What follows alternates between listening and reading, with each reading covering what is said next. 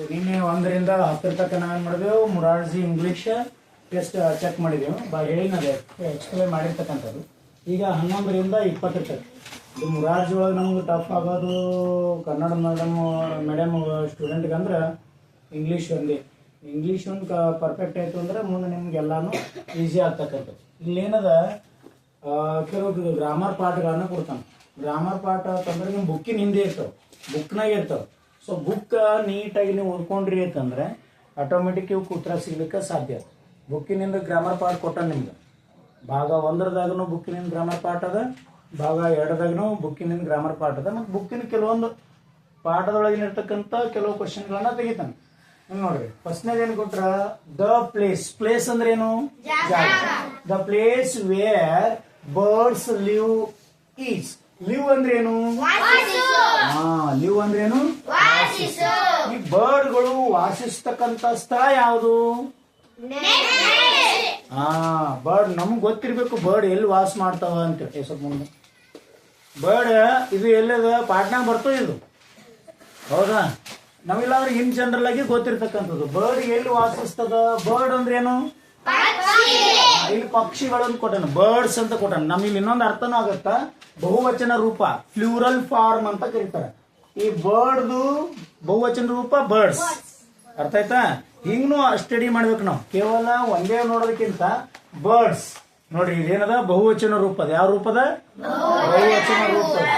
So bird ಬರೀ ಇದು S ತೆಗದೇವತ್ತಂದ್ರ bird ಏಕವಚನ ರೂಪ ಆಗತ್ತ.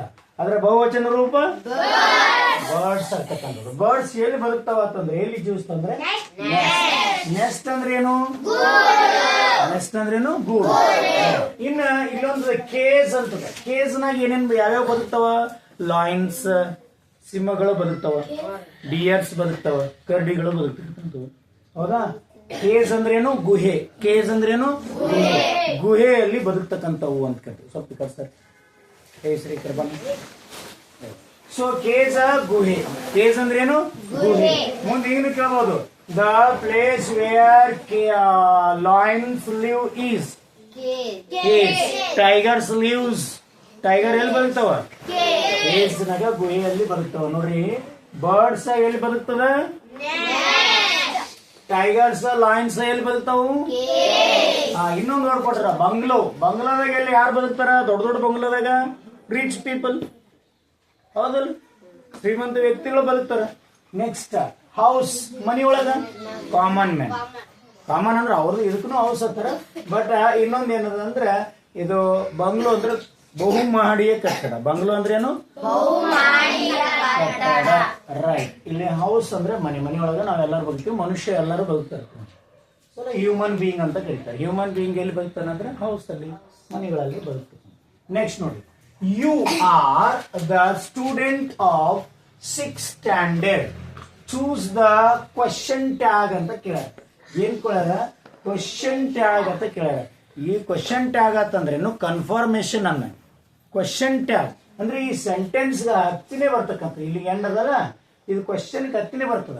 You are the student of 6th standard. Student ಅಂದ್ರೇನು? ವಿದ್ಯಾರ್ಥಿ. ಸ್ಟೂಡೆಂಟ್ ಅಂದ್ರೇನು? 6th ಸ್ಟ್ಯಾಂಡರ್ಡ್ ಅಂದ್ರೆ 6ನೇ ತರಗತಿ. 6th ಸ್ಟ್ಯಾಂಡರ್ಡ್ ಅಂದ್ರೂ ಇಲ್ಲಿ ಒಂದು ಹೇಳಿಕೆ ಅದ, ನೀನು 6ನೇ ತರಗತಿ ಹೌದಲ್ಲ ಅಂತ ಕೇಳಲ್ಲ. ಈ ನಿಮ್ ಪ್ರಶ್ನೆ ಕೇಳ್ತಾರೆ, ನೀ 5ನೇ ತರಗತಿ ಹೌದಲ್ಲ ಅಂತ ಕೇಳ್ತಾರಲ್ಲ. ಮುಂದೆ ಸೆಂಟೆನ್ಸ್ ಅಟ್ಟೆ ಕೇಳಲ್ಲ, ಅದ್ರ ಮುಂದೆ ಒಂದು ಕನ್ಫರ್ಮೇಶನ್ ಕೇಳ್ತಾರೆ. ಒಂದು ಹೌದಲ್ಲ ತಾವು ಅರ್ಥ ಮಾಡ್ಕೋಬೇಕಾಗಿರ್ತಾರೆ, ನೀ ಹೌದೇನಿಲ್ಲ ಅಂತಂದ್ರೆ. ಯಾರೋ ಹೇಳ್ತಿರ್ತಾರೆ, ನೀವು ಕೂಡಂತ ಹೇಳ್ಯಾರಿಲ್ಲ ನೋಡ್ರಿ, ಕೂಡಂತ ಹೇಳ್ಯಾರ. ಅದಕ್ಕೆ ನಾನೊಂದು ಪ್ರಶ್ನೆ ಹ್ಞೂ ಅಂತೀನಿ, ಹೌದಾ? ಕ್ವಶನ್ ಟ್ಯಾಗ್ ಅಂದ್ರೆ ಕನ್ಫರ್ಮ್ ಮಾಡ್ಕೊಳ್ಳೋದು, ಹೌದೇನಿಲ್ಲ, ನೀನು ಹೌದೇನಿಲ್ಲ. ನಿಮ್ಮ ಮನ್ಯಾಗ ಯಾರೋ ಒಂದು ಹಾಲಿನ ಪ್ಯಾಕೆಟ್ ತೊಂಬತ್ತು ಹೇಳಿರ್ತಾರೆ, ನೀವು ಅದೇ ತೊಗೊಂಡಿರ್ತೀರಿ. ಅಲ್ಲಿ ಗೊತ್ತಿರ್ತಾರೆ, ಡೈಲಿ ನೀವು ಓದ್ತಿರ್ತೀನಿ, ಅಲ್ಲಿ ಕೇಳ್ತಿರ್ತಾರೆ ಯಾರು ಕೂತವ್ರು, ನಿಮ್ಮ ಮನೆ ಹಾಲು ತರ ಕಳ್ಸ್ಯಾರಿಲ್ಲ, ಹೌದೇನಿಲ್ಲ. ಸೊ ಇದು ಕನ್ಫರ್ಮೇಶನ್. ಕ್ವಶನ್ ಟ್ಯಾಗ್ ಅಂದ್ರೆ ಕನ್ಫರ್ಮೇಶನ್ ಮಾಡ್ಕೊಳ್ಳೋದು ಅಂತ. ಇದಕ್ಕ ಬಹಳ ಈಸಿ ಅದ. ಇಲ್ಲಿ ನಾವು ಏನ್ ಮಾಡ್ಬೇಕು ಅಂದ್ರೆ ಹೆಲ್ಪಿಂಗ್ ವರ್ಬ್ ಬರ್ತದೆ, ಆರ್. ಏನ್ ಬರ್ತದ? ಹೆಲ್ಪಿಂಗ್ ವರ್ಬ್ ಆರ್ ಬರ್ತದೆ. ಏನ್ ಬರ್ತದ? ಇದಕ್ಕೆ ಆರ್ ಅಂತ ಕರಿತೀವಿ. ಹೆಲ್ಪಿಂಗ್ ವರ್ಬ್ ನೋಡಿ, ಹೆಲ್ಪಿಂಗ್ ವರ್ಬ್ ಅಂತ ಕರಿತಾರೆ. ಇಂಗ್ಲಿಷ್ ಗ್ರಾಮರ್ ಅಲ್ಲಿ ಬರ್ತಾವ ಹೆಲ್ಪಿಂಗ್ ವರ್ಬ್. ಹೆಲ್ಪಿಂಗ್ ವರ್ಬ್ ಅಂದ್ರೆ ಸಹಾಯಕ ಕ್ರಿಯಾಪದ. ಹೆಲ್ಪಿಂಗ್ ವರ್ಬ್ ಅಂದ್ರೇನು? ಸಹಾಯಕ ಕ್ರಿಯಾಪದ. ಅದ್ರ ಬಗ್ಗೆ ಹೆಚ್ಚಿನ ಇನ್ನೊಮ್ಮೆ ಹೇಳ್ತೀನಿ, ಅದು ಸುಮ್ ಇನ್ ಜನರಲ್ ಹೇಳ್ತೀನಿ ನೋಡಿ. ಹೆಲ್ಪಿಂಗ್ ವರ್ಬ್ ಅಂದ್ರೇನು? ಸಹಾಯಕ. ಹೆಲ್ಪ್ ಅಂದ್ರೇನು? ವರ್ಬ್ ಅಂದ್ರೆ ಕ್ರಿಯಾಪದ. ವರ್ಬ್ ಅಂದ್ರೇನು? ಹೆಲ್ಪಿಂಗ್ ವರ್ಬ್ ಅಂದ್ರೆ ಸಹಾಯಕ ಕ್ರಿಯೆ. ಹೆಲ್ಪಿಂಗ್ ವರ್ಬ್ ಅಂದ್ರೇನು? ಇವು ಎದಕ್ಕೆ ಸಹಾಯ ಮಾಡ್ತಾವ ಅಂದ್ರೆ ಟೆನ್ಸ್ ಅನ್ನ ತಿಳ್ಕೊಳಕ್. ಏನ್ ತಿಳ್ಕೊಳಕ? ಟೆನ್ಸ್ ತಿಳ್ಕೊಳಕ್. ಟೆನ್ಸ್ ಅಂದ್ರೇನು? ಕಾಲ. ಟೆನ್ಸ್ ಅಂದ್ರೇನು? ನೋಡ್ರಿ, ಹೆಲ್ಪಿಂಗ್ ವರ್ಬ್ಗಳು ಎದಕ್ಕೆ ಹೆಲ್ಪ್ ಮಾಡ್ತಾವ? ಟೆನ್ಸ್. ಈ ಟೆನ್ಸ್ ಅಂದ್ರೇನು? ಕಾಲ. ಕಾಲ ಅಂದ್ರೇನು ಅಂದ್ರೆ ಅವ ಯಾವ ಟೈಮ್ ನಲ್ಲಿ ಕಾರ್ಯವನ್ನ ಮಾಡ್ಯಾನ ಅಥವಾ ಯಾವ ಟೈಮ್ ಆಗಿ ಕೈ ಹೇಳಿಕೆ ನಡೆದದ ಅಂತಕ್ಕಂಥದ್ದು ಸಮಯ ಅಂತ ಕರಿತೀವಿ. ಯಾಕ್ರಿ ಇದ್ಯಾಕೆ ತಿಳ್ಕೊಬೇಕು ಅಂತಂದ್ರೆ, ನಾವು ಮಾತಾಡ್ಬೇಕಾದ್ರೆ ಬರೀ ಅವ ಹೋಗ್ಯಾನ ಅಂತಂದ್ರೆ ಯಾವಾಗ ಹೋಗ್ಯಾನ ಕೇಳ್ತೀವಲ್ಲ ಪ್ರಶ್ನೆ, ಹೋದ ಯಾವಾಗ ನೋಡ್ರಿ, ಟೈಮ್ ಅನ್ನ ಕೇಳ್ಬೇಕಾಗಿರ್ತಕ್ಕಂಥ. ಟೆನ್ಸ್ ಅಂದ್ರೇನು? ಟೈಮ್. ಆ ಘಟನೆ ನಡೆದ ಟೈಮ್ ಅನ್ನ ಕೇಳ್ಕೊಳಕ ಹೆಲ್ಪ್ ಮಾಡೋ ಯಾವ ಅಂದ್ರೆ ಇವು ಹೆಲ್ಪಿಂಗ್ ವರ್ಕ್. ಹೆಲ್ಪ್ ಮಾಡೋ ಯಾವ ಅಂದ್ರೆ ಹೆಲ್ಪಿಂಗ್ ವರ್ಕ್. ಇಲ್ಲಿ 3 ಕಾಲಗಳು ಬರ್ತಾವ: present tense, past tense, future tense. ಎಷ್ಟು ಕಾಲ ಬರ್ತಾವ? ಯಾವ್ಯಾವು? ಹಾ, present tense, past tense, future tense. ಹೌದಾ? ಈಗ ಇದು ಪರ್ಟಿಕ್ಯುಲರ್ ಇದೇ ಕ್ವಶನ್ ಬಗ್ಗೆ ಮಾತಾಡೋಣ. ಇಲ್ಲಿ 6 ಅದ. ಇದು ಯಾವ ಟೆನ್ಸ್ ಅಲ್ಲಿ ಬರ್ತದ ಅಂತಂದ್ರೆ ಪ್ರೆಸೆಂಟ್ ಟೆನ್ಸ್ ಅಲ್ಲಿ ಬರ್ತದೆ. ಈ ಹೆಲ್ಪಿಂಗ್ ವರ್ಕ್ ಬಂದು ಅಂದ್ರೆ ಕ್ವಶನ್ ಟ್ಯಾಗ್ ಮಾಡಕ್ ಈಸಿ. ಈ ಹೆಲ್ಪಿಂಗ್ ವರ್ಕ್ ಬಂದು ಅಂದ್ರೆ ಕ್ವಶನ್ ಟ್ಯಾಗ್ ಮಾಡಕ್ ಈಸಿ. ಇದು ಪ್ರೆಸೆಂಟ್ ಟೆನ್ಸ್ ಅಷ್ಟೇ ಹೆಲ್ಪಿಂಗ್ ವರ್ಕ್ ಹೇಳ್ತೀನಿ ನೋಡ್ರಿ ನೀವು. ಪ್ರೆಸೆಂಟ್ ಟೆನ್ಸ್ ನಾಗ ಏನ್ ಬರ್ತದ? ಡೂ ಬರ್ತದ, ಡಸ್ ಬರ್ತದ. ಇದು ಸಿಂಪಲ್ ಪ್ರೆಸೆಂಟ್ ಟೆನ್ಸ್ ನ ಬರ್ತದ. ಟೆನ್ಸ್ ಹೇಳೋ ಮುಂದೆ ಗೊತ್ತಾಗತ್ತೆ ನಿಮ್ಗೆ. ಪ್ರೆಸೆಂಟ್ ಟೆನ್ಸ್ ಅಲ್ಲಿ ಬರ್ತಾವ.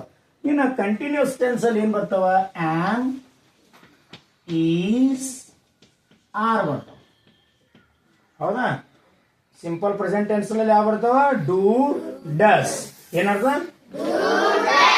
ಇನ್ನು ಪ್ರೆಸೆಂಟ್ ಕಂಟಿನ್ಯೂಸ್ ಟೆನ್ಸ್ ಅಲ್ಲಿ ಆಮ್, ಈಸ್, ಆರ್. ಈಗ ಆರ್ ಅದಲ್ಲ, ಇದು ಇಲ್ಲಿ ಆರ್ ಬಂದದ ಇಲ್ಲ.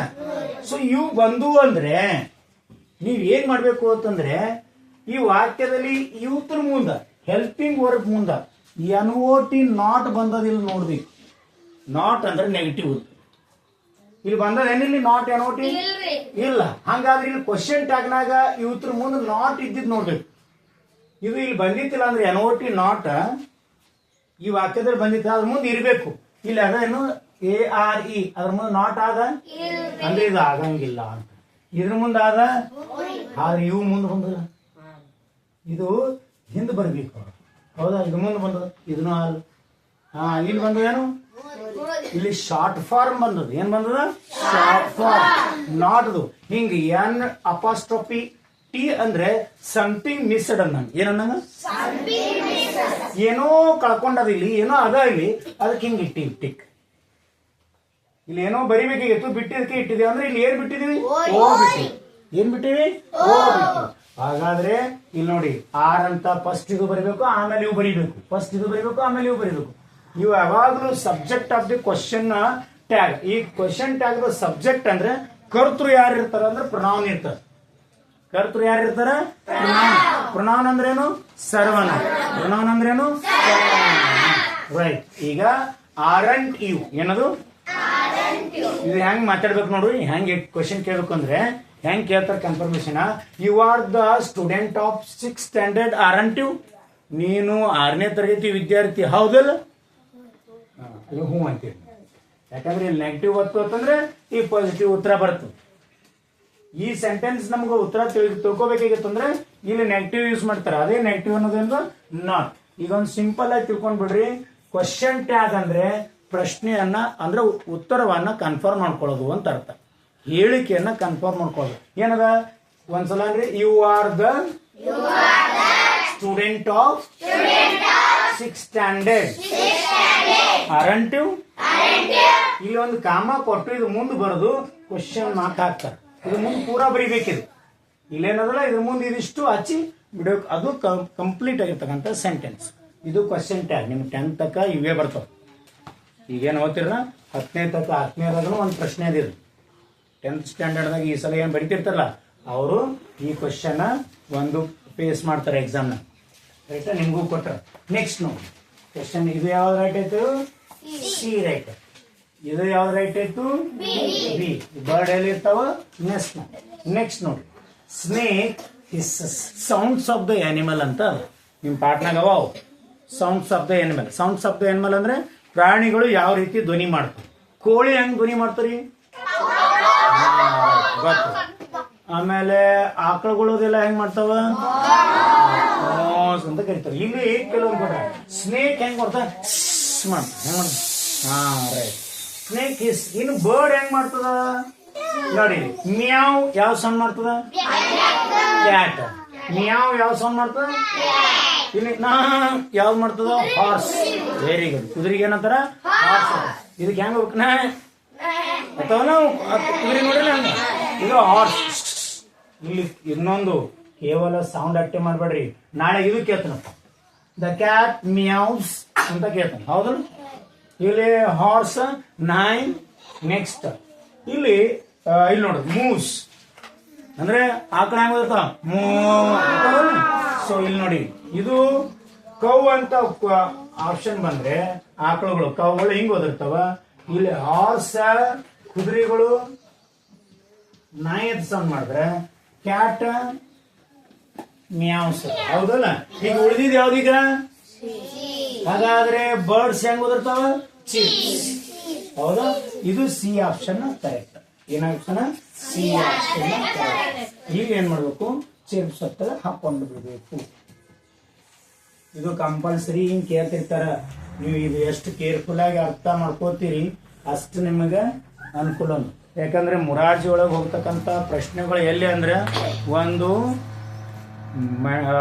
ಗಣಿತ ಇನ್ನೊಂದು ಇಂಗ್ಲಿಷ್ 50 ಮಾರ್ಕ್ಸ್ ಅಲ್ಲೇ ಇರ್ತವೆ ಇದು 20 ಮಾರ್ಕ್ಸ್ ಇರ್ತದ ಗಣಿತ 20 ಮಾರ್ಕ್ಸ್ 10 ಮೆಂಟಲ್ ಅಬಿಲಿಟಿ ಇರ್ತದೆ 50 ಕ್ವಶನ್ ಅಂದ್ರೆ ಅರ್ಧ ಭಾಗ ಎಲ್ಲ ನಿಮ್ಗೆ ಕಠಿಣ ಇದ್ದಿದೆ ಅರ್ಥ ಆಯ್ತು ಯಾರ ಅರ್ಧ ಭಾಗವನ್ನ ಸರಿಯಾಗಿ ಓದ್ತೀರಿ ನೀವು ಜಿ ಕೆ ಓದೋ ಅವಶ್ಯಕತೆನೇ ಇಲ್ಲ ಜಿ ಕೆ ಬಿಟ್ರು ನಿಮ್ಗೆ 90 ಮಾರ್ಕ್ಸಿನ ಒಳಗೆ ಬೀಳ್ತಾವ 20 ಮಾರ್ಕ್ಸ್ ಕನ್ನಡ 20 ಮಾರ್ಕ್ಸ್ ಪರಿಸರ 20 ಮಾರ್ಕ್ಸ್ ಇಂಗ್ಲಿಷ್ 20 ಮಾರ್ಕ್ಸ್ ಗಣಿತ 10 ಮಾರ್ಕ್ಸ್ ಮೆಂಟಲ್ ಎಬಿಲಿಟಿ ನೋಡಿ 40 20 20 40 ಮತ್ತು 20 60 20 80 10 ಮಾರ್ಕ್ಸ್ ಮೆಂಟಲ್ ಎಬಿಲಿಟಿ 90 ಮಾರ್ಕ್ಸ್ ಆರಾಮಾಗಿ ತಗೋಬೋದು ಇನ್ನು ಜಿ ಕೆ ಒಳಗೆ ದಿನ ನ್ಯೂಸ್ ಪೇಪರ್ ಅಂತ ಓದ್ತಿರ್ತೀರಿ ಸೊ ಇಲ್ಲಿ ನೋಡ್ರಿ ಸೊ ಅದಕ್ಕೆ ಕೇರ್ಫುಲ್ ಆಗಿ ಇಂಗ್ಲೀಷ್ ಓದಿ ಎಷ್ಟು ಇಂಗ್ಲೀಷ್ ನೀಟಾಗಿ ಓದ್ತೀರಿ ಅಷ್ಟು ಯಾಕಂದ್ರೆ ಅದು ಮುಂದೆ ಹೋಗೋದು ಮುರಾರ್ಜಿ ಯಾವುದದ ಇಂಗ್ಲೀಷ್ ಮೀಡಿಯಮ್ ಅದು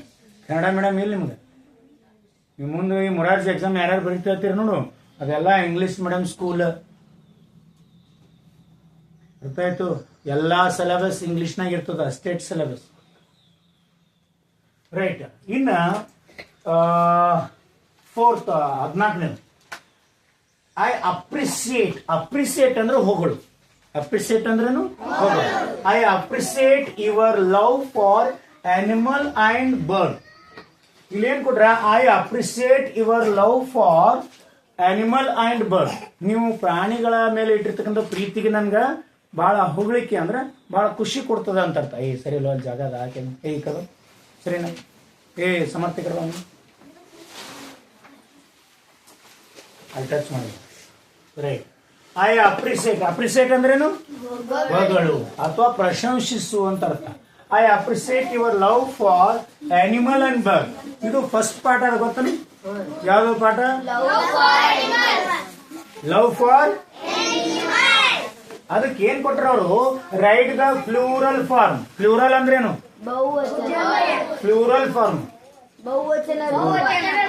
ಪ್ಲೂರಲ್ ಫಾರ್ಮ್ ಅಂದ್ರೆ ಬಹುವಚನ ರೂಪ ಅಂದ್ರೆ ಎದ್ರದು ಆನಿಮಲ್ ಅಂಡ್ ಬರ್ಡ್ ಇದು ಆನಿಮಲ್ ಬಹುವಚನ ಮಾಡ್ಬೇಕಂದ್ರೆ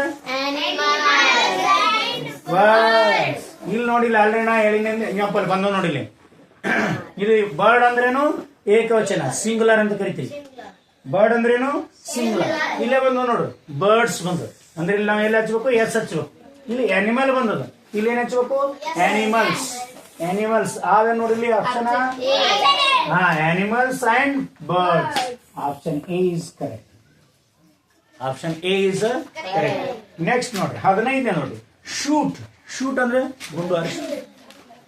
ಶೂಟ್ ದ ಎನಿಮೀಸ್. ಎನಿಮೀಸ್ ಅಂದ್ರೆ ಶತ್ರುಗಳು, ಬಹುವಚನ ನೋಡಿ. ಇಲ್ಲಿ ಏನ್ ಬಂದ ಬಹುವಚನದಾಗ ಇನ್ನೂ ನೆನ್ಪಿಡ್ರಿ, IES. ನೀನ್ ಏನಲ್ಲ ವಾಯ್ ಬತ್ ಅಂದ್ರ ಬಹುವಚನ ಮಾಡ್ಬೇಕಾದ್ರೆ ಏನ್ ಮಾಡ್ಬೇಕು? ಅಂದ್ರ ಅರ್ಥ ಇಲ್ಲಿ ಏಕವಚನದಾಗ ವಾಯ್ ಇತ್ತು ಅನ್ನಂಗ. ನೀವು ಯಾವುದೇ ಶಬ್ದವನ್ನ ಇಂಗ್ಲಿಷ್ ನ ನೋಡ್ಬೇಕಂದ್ರ ಏನ್ ಬದಲಾವಣೆ ಆಗ್ಯದ ಅದ್ರಾಗ. ಕೇವಲ ಇಂಗ್ಲಿಷ್ ಅಂದ್ರೆ ಸುಮ್ಮನೆ ಹಿಂಗ್ ಓದ್ಕೋತ ಹೋಗೋದಲ್ಲ, ಏನ್ ಚೇಂಜಸ್ ಆಗಿದೆ, ಏನ್ ಬದಲಾವಣೆ ಆಗ್ಯದ. ಇಲ್ಲಿ ಲಾಸ್ಟಿಗೆ ಏನ್ ಬಂದದ? IS ಅಂದ್ರ ಏಕವಚನದಾಗ ಏನಿತ್ತು? ಅಲ್ಲಿ ವಾಯ್ ಇತ್ತು. ಏಕವಚನದಾಗ ಏನಿತ್ತಂದ್ರ ವಾಯ್ ಇತ್ತು. ಈಗ ನಾವ್ ಎನಿಮಿ ಹೆಂಗ್ ಬರೀತೇವೆ ಗೊತ್ತನು? ENEMY. ಕರೆಕ್ಟಾ? ಈ ತರ ಎನಿಮಿ ಬರಿತೀವಿ. ಇದು ಏಕವಚನ ಸಿಂಗ್ಯುಲರ್. ಇಲ್ಲಿ ಬರ್ಡ್ ಹಂಗ ಬಹುವಚನ ಅದ, ಪ್ಲೂರಲ್ ಅದ. ಇಲ್ಲೇನದ? ಬರ್ಡ್ ಅದ ಸಿಂಗ್ಯುಲರ್. ಈಗ ನೋಡಿ ಇಲ್ಲೂ ಬಂದದ ಬಹುವಚನ ರೂಪ ನೋಡಿ. ಶೂಟ್ ದ ಎನಿಮೀಸ್, ಶತ್ರುಗಳನ್ನ ಶೂಟ್ ಮಾಡು ಅಥವಾ ಕೊಂದು ಹಾಕುವ ತಂದಾಗ. ಸಜೆಸ್ಟ್ ಏನ್ ಹೇಳಕತ್ತ ಇದು? ಸಜೆಸ್ಟ್ ಅಂದ್ರೆ ಹೇಳಿಕೆ. ಏನ್ ಹೇಳ್ತಾರ? ಎನಿಮಿಗಳನ್ನ ಶೂಟ್ ಮಾಡು. ಹಂಗಂದ್ರೆ ಏನು? ಕಮಾಂಡ್ ಅಂದ್ರೆ ಆಜ್ಞೆ ಮಾಡು. ಕಮಾಂಡ್ ಅಂದ್ರೇನು? ಆಜ್ಞೆ ಮಾಡು. ರಿಕ್ವೆಸ್ಟ್ ವಿನಂತಿಸಿಕು. ರಿಕ್ವೆಸ್ಟ್ ಅಂದ್ರೇನು? ವಿನಂತಿಸಿಕು. ಆಮೇಲೆ ಇನ್ಸ್ಟ್ರಕ್ಷನ್ ನಿರ್ದೇಶನ ಮಾಡು, ಸೂಚಿಸು. ನೆಕ್ಸ್ಟ್ ಓಬೆ ಅಂದ್ರೆ ಆಜ್ಞೆ ಅನ್ನ ಸ್ವೀಕರಿಸು. ಯಾವ್ದು ಮಾಡಕ್ತದೆ ಹೇಳ್ರಿ? ಕಮಾಂಡ್ ಮಾಡೋದು. Command shoot the enemies. Military ಅವ್ರು ಕಮಾಂಡ್ ಕೊಡ್ತಾರಲ್ಲ, ಕ್ಲಾಸ್ ವಿಶ್ರಮ್, ಅದು ಕಮಾಂಡ್. ನೀ ಹೆಂಗ್ ಹೇಳ್ತಿ ಹಂಗ ನಿಂದಿರ್ತಾರ. ಆರ್ಡರ್ ಕೊಡು ಹೇಳ್ತಿರ್ತಾರ, ಕ್ಲಾಸ್ ಸೌದ, ಕ್ಲಾಸ್ ವಿಶ್ರಮ್, ಇದು ಕಮಾಂಡ್ ಕೊಟ್ಟ ಮಿಲಿಟರಿ ಅವರು. ಶೂಟ್ ದ ಎನಿಮೀಸ್ ಅಂತ. ಹೌದು, ನೀವು ಯಾವ್ದೋ ನೋಡಿ ಫ್ರೀ ಫೈರ್ ಅದ್ ನೋಡಿದ್ರ, ಎನಿಮೀಸ್ ಅಹೆಡ್ ಅಂತಾರಲ್ಲ ಅಲ್ಲಿ ನೋಡಿ ಇನ್ಸ್ಟ್ರಕ್ಷನ್ ಅಲ್ಲಿ ಏನ್ ಕೊಡ್ತಿರ್ತಾರ? ಕಮಾಂಡ್ ಕೊಡ್ತಾರ. ಶೂಟ್ ದ ಎನಿಮೀಸ್, ಕಮಾಂಡ್ ಕೊಡು. ಕಮಾಂಡ್ ಅಂದ್ರೂ ಆಜ್ಞೆ ಮಾಡು. ಆಜ್ಞೆ ಮಾಡೋತಾರ. ಮುಂದೆ ಎನಿಮಿ ಬಂದಾಗ ನಮಸ್ಕಾರ ರೀ ರಿಕ್ವೆಸ್ಟ್ ಮಾಡ್ಕೊತಾರ, ನೀವ್ ಹ್ಯಾಂಗ ಮಾಡ್ಕೊ ಅವ್ರು ಹೊಡಿತಾರ. ಅಲ್ಲೇನ್ ಕೊಡ್ತಾರ? ಕಮಾಂಡ್ ಕೊಡ್ತಾರ. ಕಮಾಂಡ್ ಅಂದ್ರೇನು? ಆಜ್ಞೆ. ಕಮಾಂಡ್ ಅಂದ್ರೇನು? ಆಜ್ಞೆ. ಇದು ಯಾವ್ದು ಆಪ್ಷನ್ ಆಗತ್ತಾ? ಆಪ್ಷನ್ ಎ ಕರೆಕ್ಟ್ ಆಗತ್ತ. ಇಲ್ಲಿ ನಾವು ಇನ್ನೊಂದ್ ಏನ್ ತಿಳ್ಕೊಂಡಿವಿ? ಏಕವಚನ ಬಹುವಚನ ತಿಳ್ಕೊಂಡಿವಿ. ಏನೇನ್ ತಿಳ್ಕೊಂಡಿವಿ? ಏಕವಚನ ಬಹುವಚನ ತಿಳ್ಕೊಂಡಿವಿ. ನೆಕ್ಸ್ಟ್ ಇಲ್ಲಿ ಶೂಟ್ ದ ಎನಿಮೀಸ್ ಅಂದ್ರೆ ಕಮಾಂಡ್ ಮಾಡು. ಯಾಕಂದ್ರೆ ರಿಕ್ವೆಸ್ಟ್ ಆಗಲ್ಲ. ಎನಿಮಿ ಬಂದಾಳೆ ರಿಕ್ವೆಸ್ಟ್ ಮಾಡ್ಕೋತೀರಿ? ಇಲ್ಲ. ಹೊಡ್ರಿ ಅಲ್ಲಿ ಶತ್ರುಗಳು ಬಂದಿರ್ತೀವಿ, ಹೊಡ್ಯಾವ ಶತ್ರುಗಳು ಬಂದ ನೋಡಿ. ರೈಟ್. ಇನ್ಸ್ಟ್ರಕ್ಷನ್ ಸೂಚನೆ ಕೊಟ್ಟಿರ್ತಾನೆ. ಸೂಚನೆಗಳು ನೋಡಿ ಹೆಂಗಿರ್ತದ. ಇಲ್ಲಿ ಕಾರ್ ಪಾರ್ಕ್ ಮಾಡುವಂತಿಲ್ಲ ಕೊಟ್ಟಿರ್ತಾರ ಸೂಚನೆ, ಅದು ಇನ್ಸ್ಟ್ರಕ್ಷನ್. ಎಲ್ಲರೂ ಇದ್ರ ಮುಂದೆ ಬರೆದಿರ್ತಾನ, ಮನೆಗಳ ಗೇಟ್ ಇರ್ತಾರ, the dog is inside, be away, ಒಳಗಡೆ ನಾಯಿ ಇದೆ, ಎಚ್ಚರಿಕೆ ಅಂತ ಬರೀತಾರೆ. ಅದು ಇನ್ಸ್ಟ್ರಕ್ಷನ್. ಅದಲ್ಲ ಎಲ್ಲರೂ ಬರ್ತೀರ ಕಮ್ ಇನ್ ಕ್ಯೂ ಅಂತ. ಕಮ್ ಇನ್ ಕ್ಯೂ ಎದ್ರ ಹೆಂಗ್ ಬರೀತಾರ? Come in queue. ಕ್ಯೂ ಅಂದ್ರೇನು? ಸಾಲಾಗಿ ಬನ್ನಿ, ಅದು ಇನ್ಸ್ಟ್ರಕ್ಷನ್. ಹೌದಲ್ಲ? ಕಮಾಂಡ್ ಅಂದ್ರೆ ಈಗ ಹೊಡಿಲೇಬೇಕವ, ಆಜ್ಞೆ. ನೋಡ್ರಿ ಯಾರು ನಿಮ್ ಲೀಡರ್ ಗೊತ್ತಿರೋ ಕ್ಲಾಸ್ ವಿಶ್ರಾಮ್ ಅಂದ್ರೆ ನೀವು ಹಿಂಗ್ ನಿಂದಿರ್ತೀರ, ನೀವು ಆಟೋಮೆಟಿಕ್ ಆಗಿ ವಿಶ್ರಾಮ್ ಸ್ಥಾನದಾಗ ನಿಂದಿರ್ತಿರಲ್ಲ. ಸೊ ಹಂಗದು ಕಮಾಂಡ್ ಅಂದ್ರೆ ಆಜ್ಞೆ ಮಾಡು ಅಂತ ಇನ್ಸ್ಟ್ರಕ್ಷನ್. ಓಬೆ ಅಂದ್ರೆ ಹೇಳ್ದಂಗೆ ಕೇಳಕ, ಆಜ್ಞೆದಾರಕವಾಗಿ ಅಥವಾ ಸ್ವೀಕಾರ ಮಾಡ್ತಕ್ಕಂಥ. ನಿಮ್ಮ ಮನ್ಯಾಗ ಮಮ್ಮಿ ಪಪ್ಪ ಹೇಳ್ತಾರೆ, ಎತ್ತಮ್ಮ ಹೋದ್ ತೊಗೊಂಬರ್ತಿರಲ್ಲ, ಅದು ಕಮಾಂಡ್ ಆಗಂಗಿಲ್ಲ. ನೀವು ಫಾಲೋ ಮಾಡೋದೆಲ್ಲ ಓಬೆ ಆಗ. ಪರಿಪಾಲಿಸು ಅಂದ್ರೆ ನೆಕ್ಸ್ಟ್ ನೋಡಿ 16ನೇ ದ ಕರೆಕ್ಟ್ಲಿ ಅಂದ್ರೇನು? ಸರಿಯಾದ. ಕರೆಕ್ಟ್ಲಿ ಅಂದ್ರೇನು? ಸರಿಯಾದ. ಸ್ಪೆಲ್ಟ್ ಅಂದ್ರೆ ಉಚ್ಚರಿಸಿದ. ಸ್ಪೆಲ್ಟ್ ಅಂದ್ರೆ ಬರೆದಿರ್ತಕ್ಕಂಥ spelling. The correctly spelt word among the following. Among ಅಂದ್ರೆ ಈ ಗುಂಪಿನಲ್ಲಿ, ಫಾಲೋಯಿಂಗ್ ಅಂದ್ರೆ ಕೆಳಗಿನ. ಈ ಕೆಳಗಿನ ಕರೆಕ್ಟ್ ಆಗಿ ಸ್ಪೆಲ್ಲಿಂಗ್ ಇರೋದು ಯಾವುದು? ಇಲ್ಲಿ ಟ್ರೀಟ್ ಅಂದ್ರೆ ಇದು ಟ್ರೀಟ್ ಸ್ಪೆಲ್ಲಿಂಗ್ ಇಲ್ಲ, ಇದು ಟ್ರೀಟ್ ಟ್ರ್ಯಾಕ್ ಅದ ಬರಂಗಿಲ್ಲ. ಇಲ್ಲ ನೋಡಿ ಟ್ರೀಟ್ ಅಂದ್ರೆ ಉಪಚರಿಸು. TREAT. ಟ್ರೀಟ್ ಅಂದ್ರೇನು? ಉಪಚರಿಸು. ಇಲ್ಲಿ ನೋಡಿ ಟ್ರೀಟ್ಮೆಂಟ್. ಡಾಕ್ಟರ್ ಕೇಳಿಲ್ಲ, ಟ್ರೀಟ್ಮೆಂಟ್ ನಡೆದದ್ರಿ. ಟ್ರೀಟ್ಮೆಂಟ್ ನಡೆದಂದ್ರೆ ಅವನಿಗೆ ಉಪಚಾರ ನಡೆದ, ಒಟ್ಟ ಏನೋ ಆಗ್ಯದ ಅವನಿಗೆ ಪ್ರಾಬ್ಲಮ್. ಟ್ರೀಟ್. ಮನೆಗೆ ಬಂದಿರ್ತಾರ, ಅವ್ರಿಗೆಲ್ಲ ನೀವು ಉಪಚಾರ ಮಾಡ್ತಿರ್ತೀರಿ, ನೀರು ತಂದು ಕೊಡೋದು, ಚಹಾ ತಂದು ಕೊಡೋದು, ಅದು ಟ್ರೀಟ್ ಅಂತ ಕರೀತಾರೆ. ಇನ್ನು ಕೆಲವ್ರು ಮಾತಾಡೋದು ಏನು ಟ್ರೀಟ್ ಕೊಡ್ಸಲ್ಲ ಅಂತ. ಟ್ರೀಟ್ ಅಂದ್ರೆ ಏನೋ ಸ್ಪೆಷಲ್ ಕೊಡ್ಸ್ತಕ್ಕಂಥದ್ದು, ಏನೋ ಉಪಚಾರ ಮಾಡ್ತಾನೆ. Treat TREAT. ಇಲ್ಲೇನದ ಕರೆಕ್ಟ್ ಆಗಿ ಸ್ಪೆಲ್ಲಿಂಗ್ ಬಂದು ಹಿಂಗೆ ಕೊಡ್ತಾರೆ. ನಿಮ್ಗೆ ಹಿಂಗೆ ಕೊಡ್ಬೇಕು ಅಂತಲ್ಲ, ಬೇರೆ ಬೇರೆ ಯಾವನಾದ್ರು ಕೊಡ್ಬೋದು. ಒಟ್ಟ 3 ತಪ್ಪು ಸ್ಪೆಲ್ಲಿಂಗ್ ಇರ್ತಾವ, ಒಂದು ಕರೆಕ್ಟ್ ಸ್ಪೆಲ್ಲಿಂಗ್ ಇರ್ತದೆ. ಈ ತರ ಕೊಟ್ರಂದ್ರೆ ದ ಕರೆಕ್ಟ್ಲಿ ಸ್ಪೆಲ್ಟ್ ವರ್ಡ್. ಇನ್ನೊಮ್ಮೆ ಹೀನು ಕೊಡ್ಬೋದು, ರಾಂಗ್ಲಿ ಸ್ಪೆಲ್ಟ್ ವರ್ಡ್. ನೋಡ್ರಿ ಉಲ್ಟಾನು ಕೊಡ್ಬೋದು, ರಾಂಗ್ ಆಗಿ. ಇದ್ರಾಗ ಯಾವ ತಪ್ಪಾಗಿ ಬರ್ದಿದೆ ಅಂತ 3 ತಪ್ಪೇ ಅವ, ಒಂದು ಕರೆಕ್ಟ್. ಕ್ವಶನ್ ಹೆಂಗ್ ಕೇಳತ್ತಾರ ಗೊತ್ತಾಗ್ತದ? ಗೊತ್ತಾಯ್ತು ಅಂದ್ರೆ ಕರೆಕ್ಟ್. ಇದು ನೋಡ್ಕೋರಿ, correctly CORRECTLY correctly spelt word. ನೀವು ಕೆಲವೊಂದು ವರ್ಡ್ಗಳನ್ನ ಗಮನಿಸಿ. ಇಂಗ್ಲಿಷ್ ಕಲಿಬೇಕಾದ್ರೆ ಸ್ಪೆಲ್ಲಿಂಗ್ ನೋಡ್ಬೇಕು, ಸುಮ್ಮನೆ ಓದಂಗಿಲ್ಲ. ಅಮಾಂಗ್ ಅಂದ್ರೆ ಸ್ಪೆಲ್ಲಿಂಗ್ ನೋಡ್ತಾ ಇರ್ಬೇಕು, ಬ್ರೈನ್ ಕೌಂಟ್ ಮಾಡ್ತಾ ಇರ್ಬೇಕು. AMONG ಅಮಾಂಗ್, ದ THE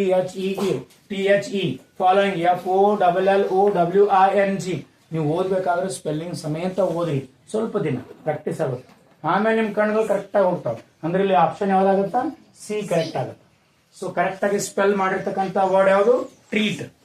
ಏನು ಟ್ರೀಟ್ ಸ್ಪೆಲ್ಲಿಂಗ್ ಏನದ? TREAT.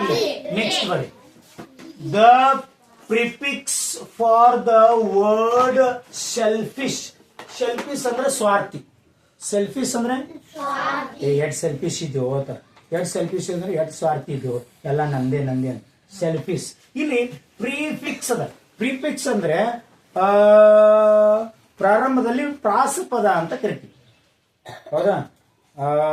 ಸೊ ಪ್ರಾರಂಭದ ಪ್ರಾಸಗಳು ಅಂತ್ಯಪ್ರಾಸಗಳು ಅಂತ ಬರ್ತಾವ. ಸುರಿಗೆ ಪ್ರಾಸ.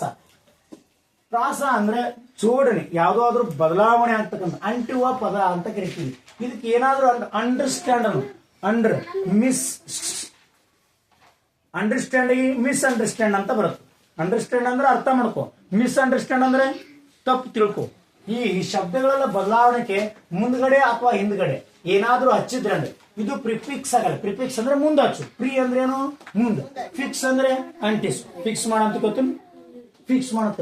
ಈ ಪ್ರಿ ಅಂದ್ರೆ ಮುಂದೆ ಏನಾದ್ರೂ ಅಂಟಿಸ್ ಸಾಧ್ಯ ಏನೋ. ಇನ್ ಸೆಲ್ಫಿಸ್ ಆಗಂಗಿಲ್ಲ, ಇಮ್ ಸೆಲ್ಫಿಸ್ ಆಗಂಗಿಲ್ಲ. ಇದು ಡಿಸ್ ಆಗ್ಬೇಕಾಗಿತ್ತಲ್ಲ, ಸಾರಿ. ಡಿಸ್ ಸೆಲ್ಫಿಸ್ ಆಗಂಗಿಲ್ಲ. ನನ್ ಅಂದ್ರೇನು? ಯಾವುದು ಅಪ್ಲೈ ಆಗಾಗಿಲ್ಲ ಇದಕ್ಕೆ. ಕೇವಲ ಸೆಲ್ಫಿಶ್ ಉಳಿತು. ಇದಕ್ಕೆ ಯಾವುದು ಪ್ರಿಫಿಕ್ಸ್ ಹತ್ತಂಗಿಲ್ಲ, ಯಾವುದು ಪ್ರಿಫಿಕ್ಸ್. ಇದನ್ನು 10th ಒಳಗಿರ್ತಕ್ಕಂಥ ಸಿಲೆಬಸ್ ಅಲ್ಲಿ ತಕ್ಕವಿ ಬರ್ತಾವ ಪ್ರಿಫಿಕ್ಸ್ ಅಂಡ್ ಸಫಿಕ್ಸ್ ಅಂತೇಳಿ. ಅಂತ್ಯಪ್ರಾಸ ಮತ್ತು ಪ್ರಾರಂಭದ ಪ್ರಾಸ ಅಂತ ಕರಿತೀವಿ. ಅಂದ್ರೆ ವರ್ಡ್ ಪ್ರಾಸ ಅಂತಲ್ಲ, ಅಂಟುವ ಪದಗಳು ಅಂತ ಕರಿತೀವಿ. ನೆಕ್ಸ್ಟ್ ನೋಡಿ 18. The book is kept dash the bag. The book is kept dash the bag. The book ಅಂದ್ರೇನು? ಪುಸ್ತಕ. ಬುಕ್ ಅಂದ್ರೇನು? ಪುಸ್ತಕ. ಕೆಪ್ಟ್ ಅಂದ್ರೇನು? ಇಡು. ಕೆಪ್ಟ್ ಅಂದ್ರೇನು? ಇಡು. ಕೀಪ್ ಅಂದ್ರೇನು? ಇಡು. KEEP. ಕೀಪ್ ಅಂದ್ರೆ ಇಡು. ಈ ಕೀಪ್ ಇದು ಪಾಸ್ಟ್ ಫಾರ್ಮ್ ಕೆಪ್ಟ್. ಕೀಪ್ ಇದು ಪಾಸ್ಟ್ ಫಾರ್ಮ್ ಏನು? ಬರ್ಕೋಬೇಡ. ಕೀಪ್ ಇದು ಪಾಸ್ಟ್ ಫಾರ್ಮ್ ಯಾವುದು? ಕೆಪ್ಟ್. ಹೌದಾ? ಇದಕ್ಕೆ V2 ಫಾರ್ಮ್ ಅಂತ ಕರೀತಾರೆ. ನೀನ್ ನೋಡಿದಲ್ಲ, ಯಾವುದು ಪಾಸ್ಟ್ ಫಾರ್ಮ್? ಹ್ಯಾಡ್. ಯಾವುದು ಪಾಸ್ಟ್ ಫಾರ್ಮ್ ಏನ್ ನೋಡಿದೀವಿ? ಹಂಗ ಈ ಕೀಪ್ ಅಂತಕ್ಕಂತ, ಇಡು ಅಂತಕ್ಕಂತ ಪ್ರೆಸೆಂಟ್ ಫಾರ್ಮ್ದು ಪಾಸ್ಟ್ ಫಾರ್ಮ್ ಯಾವುದು? ಕೆಪ್ಟ್. ಬುಕ್ ಅನ್ನ ಎಲ್ಲಿಟ್ಟಿವಿ?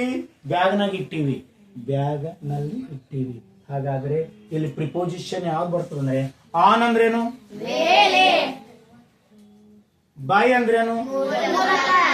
ಇನ್ ಅಂದ್ರೇನು? ವಿತ್ ಅಂದ್ರೇನು? ಹಾಗಾದ್ರೆ ಈಗ ಯಾವ್ದು ಬರ್ತದ? ಬುಕ್ ನಾವು ಎಲ್ಲಿಟ್ಟಿವಿ? ಒಳಗೆ. ಇನ್ ನೋಡ್ರಿ, ವೆರಿ ಗುಡ್.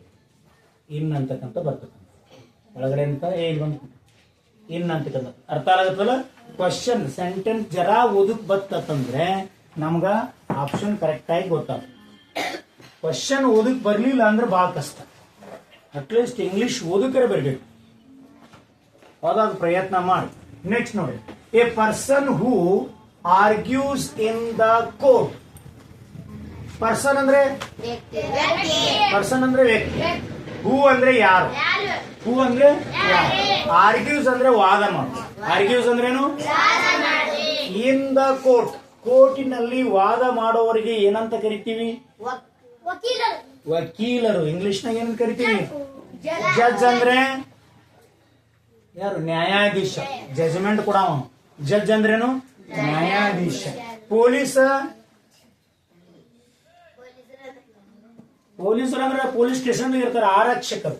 ಆಫೀಸರ್ಸ್ಗಳು ಆಫೀಸರ್ಸ್ ಬಂದ್ರೆ ಆಫೀಸರ್ ಆಗಿರ್ತಾರೆ. ಈಗ ಲಾಯರ್ಸ್ ಅಥವಾ ಲಾಯರ್ ಅಂದ್ರೆ ಆರ್ಗ್ಯೂ ಮಾಡ್ತಾರೆ, ವಾದ ಮಾಡೋರು ಯಾರು ಕೋರ್ಟ್ನಾಗ? ಲಾಯರ್ಸ್. ನಿರ್ಣಯ ಕೊಡೋರು ಯಾರು? ಜಡ್ಜಸ್. ಹೌದಾ? ಈ ಒಂದ್ ವೇಳೆ ಜಡ್ಜ್ ಅಂತ ಬಂತು ಅಂದ್ರೆ ಈ ಗಿವ್ಸ್ ದ ಡಿಸಿಷನ್, ಸ್ಟೇಟ್ಮೆಂಟ್ ಕೊಡ್ತಾನೆ. ಹೌದಾ? ಜಡ್ಜ್ಮೆಂಟ್ ಕೊಡ್ತಾನೆ. ಏನೋ a person who gives judgement in the court ಅಂದ್ರೆ ಜಡ್ಜ್. ಹೂ ಆರ್ಗ್ಯೂ ಅಂದ್ರೆ ವಾದ ಮಾಡೋರು ಯಾರು? Lawyers. Who arrest the thief, ಕಳ್ಳರನ್ನ ಅರೆಸ್ಟ್ ಮಾಡೋರು ಯಾರು? ಹೂ ವರ್ಕ್ ಇನ್ ಆಫೀಸ್, ಯಾರು ಆಫೀಸರ್ ಕೆಲಸ, ಆಫೀಸ್ನಲ್ಲಿ ಕೆಲಸ ಮಾಡೋರಿಗೆ ಆಫೀಸರ್ ಅಂತಾರ. ಈ ಕಳ್ಳರ್ನ ಅರೆಸ್ಟ್ ಮಾಡೋರಿಗೆ ಏನಂತಾರ? ಪೊಲೀಸ್ ಅಂತಾರ. ಕೋರ್ಟ್ ನಲ್ಲಿ ವಾದ ಮಾಡೋರಿಗೆ ಲಾಯರ್ಸ್ ಅಂತಾರ. ಕೋರ್ಟ್ ನಲ್ಲಿ ನಿರ್ಣಯ ಕೊಡೋರಿಗೆ ಏನಂತಾರ? ಜಡ್ಜಸ್ ಅಂತಾರ. ನೆಕ್ಸ್ಟ್ ನೋಡ್ರಿ 20 ಕೊನೆ ಪ್ರಶ್ನೆ.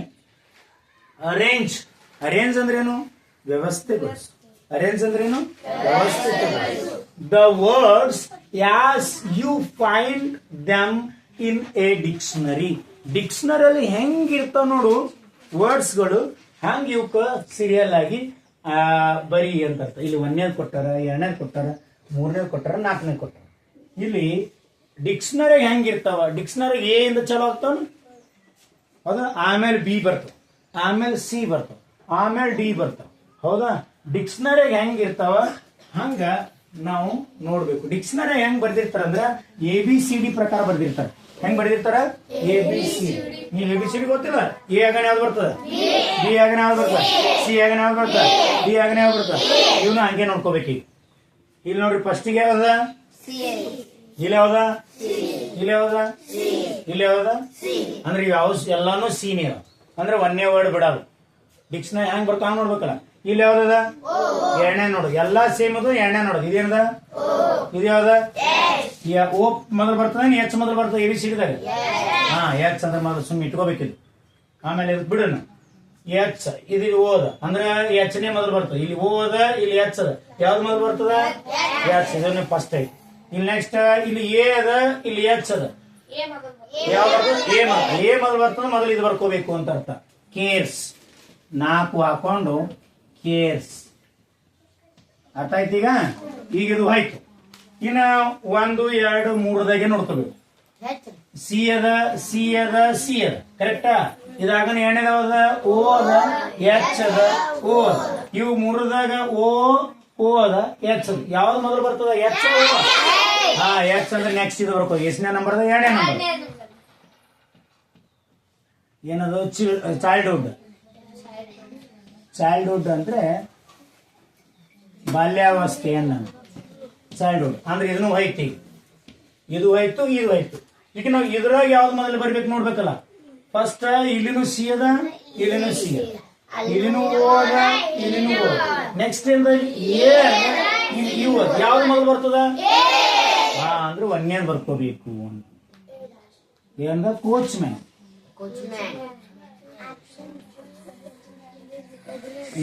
ಲಾಸ್ಟ್ ಯಾವ್ದು ಉಳಿತು? ಆಪ್ಷನ್ 3ನೇದು ಬರ್ಕೋ. ಅರ್ಥ ಆಯ್ತಾ? ಡಿಕ್ಷನರಿ ಹೆಂಗ ಅಂತ ಯೂಸ್ ಮಾಡೋದು ಕರೆಕ್ಟ್ ಗೊತ್ತಾಯ್ತಾ? ಕರೇಜ್. ಈ ತರ ತುಂಬಾ ಈಸಿ ಇರ್ತಕ್ಕಂಥದ್ದು.